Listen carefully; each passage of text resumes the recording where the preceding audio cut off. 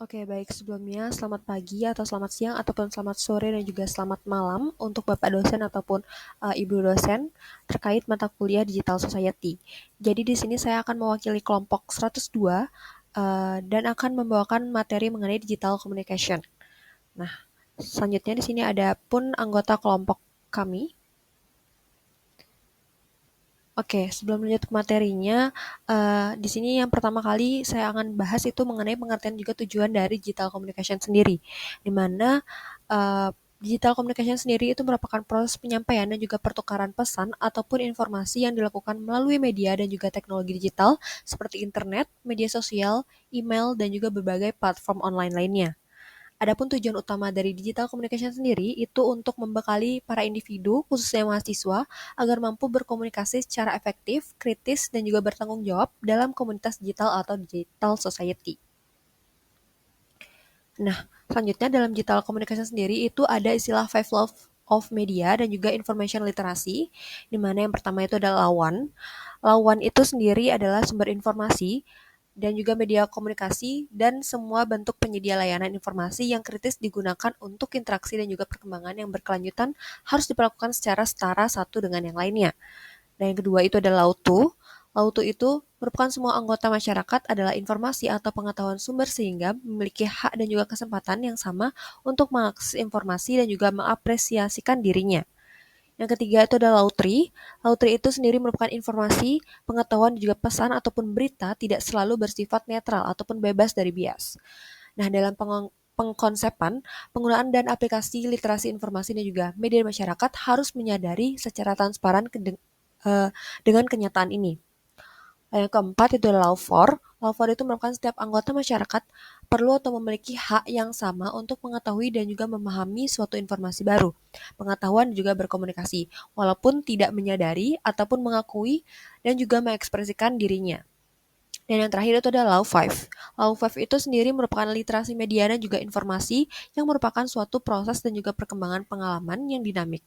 Dan literasi ini juga menjadi lengkap jika mencakup pengetahuan dan juga keterampilan dan sikap. Oke, yang selanjutnya itu ada jenis informasi bermasalah. Jenis informasi bermasalah sendiri itu yang pertama ada disinformasi atau disinformation, yang mana merupakan informasi yang salah dan dibuat serta disebarkan secara sengaja, dan informasi ini juga bertujuan untuk menyesatkan, memanipulasi opini publik atau mencapai kepentingan tertentu, seperti adanya kepentingan politik, ekonomi, maupun ideologi. Dan disinformasi ini sering muncul dalam bentuk berita palsu ataupun propaganda yang dikemas seolah-olah sebagai fakta. Yang kedua itu ada misinformasi, di mana merupakan informasi yang salah tetapi dia itu disebarkan tanpa unsur kesengajaan. Orang yang menyebarkan biasanya juga tidak mengetahui bahwa informasi tersebut itu keliru dan seringkali menganggapnya itu sebagai informasi yang benar. Dan misinformasi itu umumnya terjadi karena kurangnya literasi media dan juga tidak melakukan verifikasi sumber sebelum membagikan informasi. Yang ketiga itu ada malinformasi, yang merupakan informasi yang sebenar-benarnya namun seringkali digunakan untuk disebarkan dengan tujuan yang merugikan pihak lain. Dan kerugian itu dapat muncul karena informasi disampaikan tanpa konteks yang tepat dan pada waktu yang tidak sesuai juga ataupun untuk menjatuhkan reputasi seseorang maupun kelompok tertentu. Oke, selanjutnya itu ada mengenali bias personal, di mana kecenderungan berpikir subjektif yang dapat mempengaruhi cara kita untuk menerima dan juga menilai informasi digital. Jadi yang pertama itu ada konfirmasi bias, di mana itu merupakan kecenderungan mencari dan mempercayai informasi yang sesuai dengan keyakinan pribadi. Yang kedua itu ada availability heuristic, di mana akan menganggap informasi benar ataupun penting karena sering muncul atau mungkin viral dan juga mudah diingat. Yang ketiga itu ada motivated reasoning, di mana merupakan menilai informasi berdasarkan emosi, kepentingan, ataupun tujuan tertentu, dan bukan hanya fakta objektif saja. Oke, yang selanjutnya itu ada penanda verifikasi dan juga konfirmasi konten visual. Di mana verifikasinya itu dilakukan dengan pertama, apakah kontennya itu original ataupun merupakan bagian dari konten sebelumnya. Yang kedua, itu apakah konten telah dimanipulasi secara digital. Dan selanjutnya itu ada apakah waktu dan juga tempat dari konten bisa dikonfirmasi dari metadata. Dan terakhir itu apakah waktu dan tempat dari konten itu bisa dikonfirmasi dari bukti visual pada konten. Lalu selanjutnya ada konfirmasi menggunakan reverse image search. Di mana pertama itu dengan menggunakan Google Reverse Image Search, yang kedua dengan TinEye dengan mengakses link https://tineye.com. Yang ketiga itu dengan RefEye. Oke, yang selanjutnya itu ada penanda verifikasi konten video. Itu ada dua, yang pertama dengan invite dengan mengakses link yang sudah tertaut. Lalu yang kedua itu juga mengakses dengan menggunakan news check. Nah, selain itu, ada pun beberapa metode yang dapat digunakan untuk memverifikasi kesesuaian informasi seperti yang pertama itu ada kesesuaian cuaca, dapat dikonfirmasi dengan Wolfram Alpha, yang kedua itu dengan geolokasi, di mana foto yang diambil dari kamera atau telepon seluler itu menunjukkan koordinat lokasi. Namun, perlu memerlukan cross-reference dengan karakteristik visual dan landmark yang berasal dari foto satelit atau street view atau dari konten lain yang diposting di media sosial. Yang ketiga itu ada analisis foto untuk menemukan tanda manipulasi pada foto dengan mengakses link yang sudah tertaut. Oke, yang selanjutnya ada pun etika dan dampak dalam digital communication sendiri. Yang pertama itu hate speech atau ujaran kebencian, di mana ujaran kebencian ini di ruang digital yang menyerang individu atau kelompok berdasarkan identitas tertentu. Dan etika komunikasi digital itu menuntut pengguna untuk menghormati perbedaan dan menyampaikan pendapat secara santun agar tidak memicu konflik sosial. Yang kedua ada net neutrality atau kenetralan internet, di mana prinsip bahwa semua informasi di internet itu diperlukan secara setara tanpa adanya diskriminasi.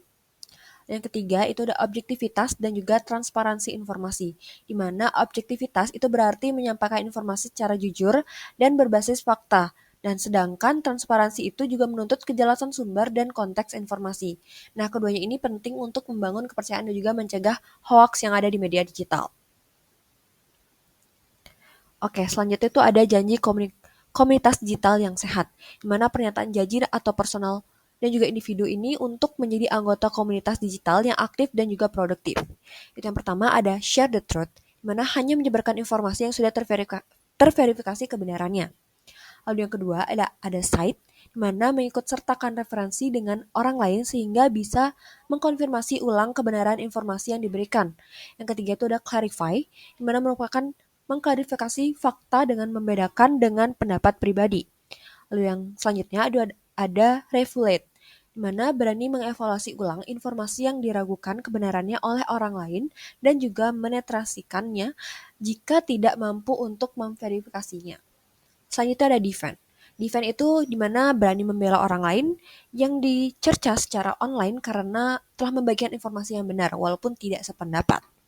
Selanjutnya itu ada align, di mana align ini kita menyelaraskan pendapat pribadi dengan perilaku yang berdasarkan informasi yang benar sesuai dengan faktanya. Dan yang terakhir itu ada educate, di mana dengan cara mengedukasi orang lain di sekitar kita untuk tidak menggunakan sumber yang tidak reliable. Oke, usai sudah presentasi yang saya wakilkan terkait kelompok 102.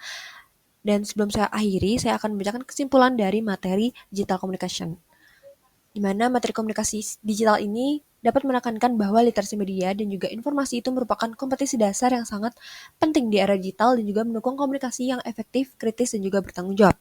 Nah, dalam perkembangan teknologi informasi telah menciptakan arus informasi yang cepat, luas, dan juga kompleks sehingga setiap individu itu dituntut mampu untuk mengakses, memahami, menganalisis, serta memverifikasi informasi sebelum digunakan atau disebarluaskan.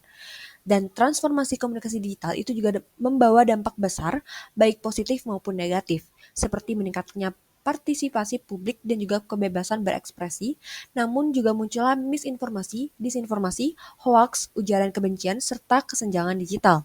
Nah, oleh karena itu, kita perlu pemahaman terhadap etika komunikasi digital, prinsip net neutrality, serta kesadaran akan bias personal menjadi hal yang sangat penting. Nah, dengan memiliki literasi media dan juga informasi yang baik, individu diharapkan dapat berperan sebagai anggota komunitas digital yang teredukasi, aktif, dan kritis, serta mampu menjaga kualitas komunikasi dan kehidupan sosial yang sehat dalam masyarakat digital. Baik, usai sudah presentasi dari kelompok kami, sebelumnya kami ucapkan terima kasih dan sampai jumpa.